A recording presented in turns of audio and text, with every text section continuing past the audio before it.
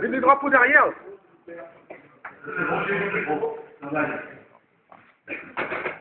Mesdames et messieurs les conseillers généraux, l'Union départementale CGT du Pas-de-Calais, ses UL et ses syndicats ont tenu de vous interpeller sur quelques sujets importants qui, à n'en pas douter, ont dû retenir votre attention dans la période.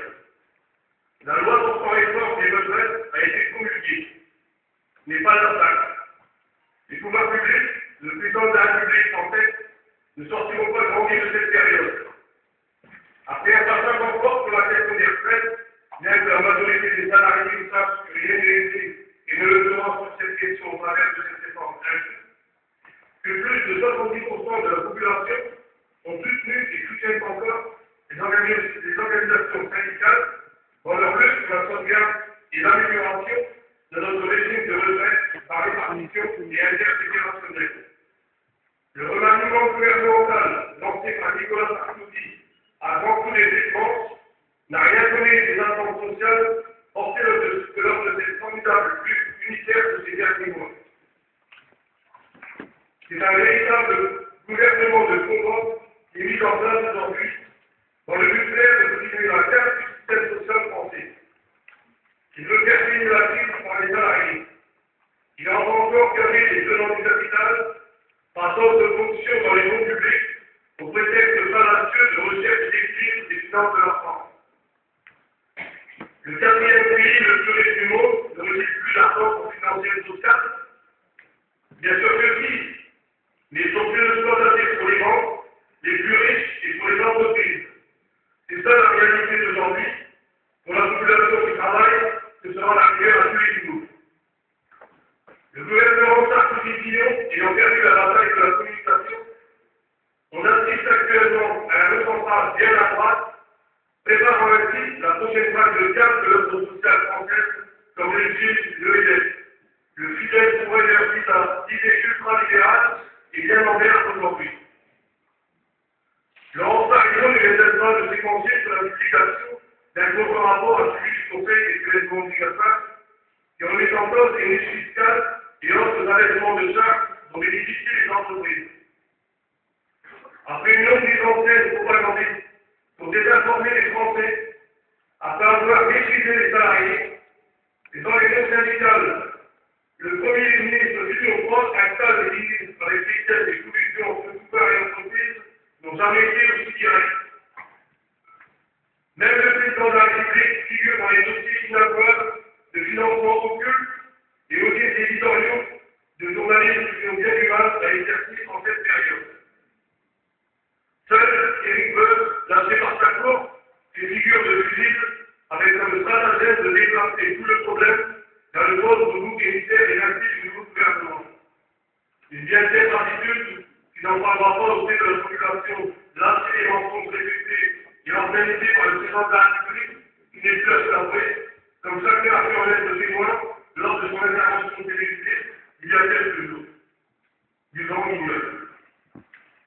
Des questions de conflit, d'influence, de privilèges pour les uns et l'organisation d'un rappel social pour les autres. Et ce n'est pas la réforme des collectivités territoriales qui rendra la donne sur les finances locales. Les élus de terrain résistent et dénoncent les conséquences de nos efforts injustes. Tout cela avec comme toile de fond des profits records pour les entreprises du CAC 40 qui affichent 54 milliards d'euros de profits pour 2010 et des salaires laminés qui augmentent également des salariés en cette politique du gouvernement ignoble pour la classe ouvrière et en organisant des faux ordres pour les plus riches. Du mépris, rien que du mépris. Mépris, mensonge et force mentis. Prise de bilan pour la France. Non, le combat sur les retraites n'est pas terminé. Et ce combat va bien au-delà de la seule question du dossier des retraites.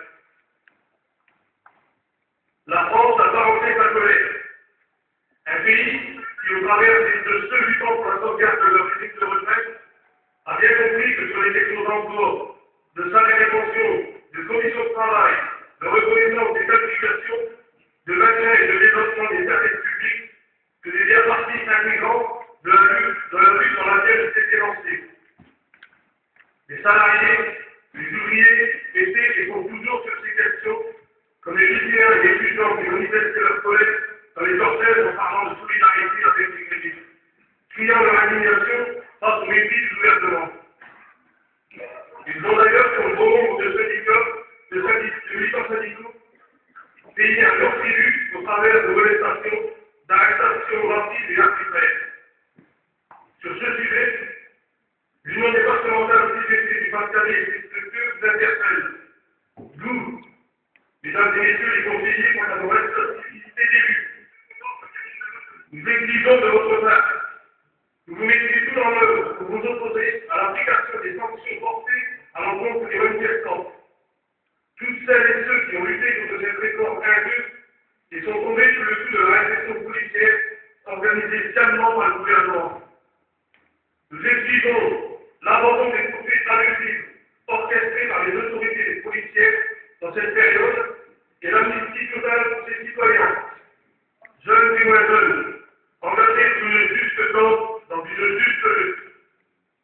Et bien évidemment, nous exigeons le retrait de cette faute pour l'application d'une réelle concertation sur le financement de nos retraites et une application de nos exigences en la matière garantissant la pérennité et l'amélioration de notre système de retraite par répartition et intergénérationnelle.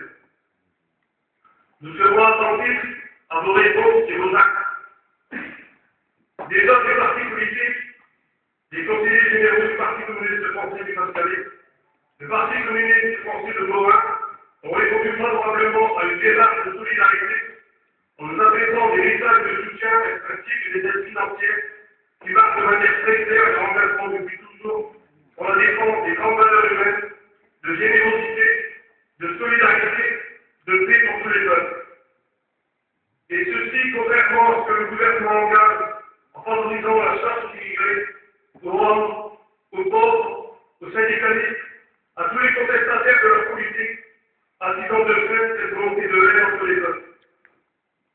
Ils espèrent en cela vous marquer ou déplacer la responsabilité vers les plus faibles.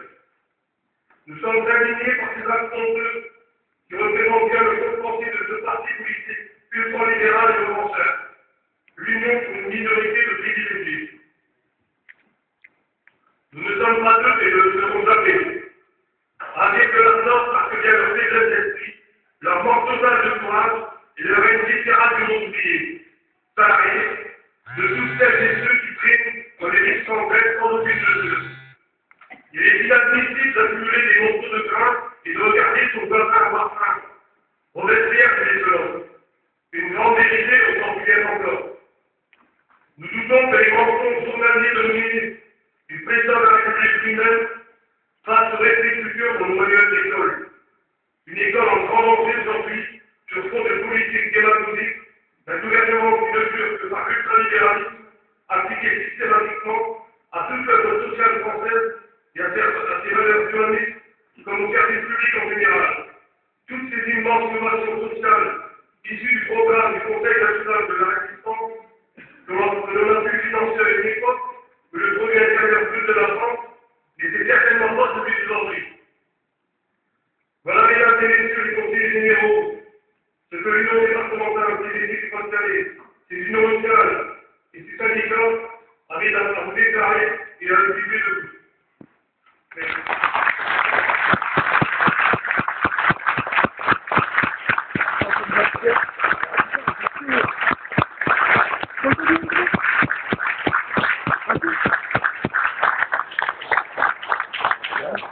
Merci, vous êtes monsieur de la CEDO, la CGT des services publics du Pas-de-Calais. Monsieur le Président, excusez-moi, vous êtes en nombre après.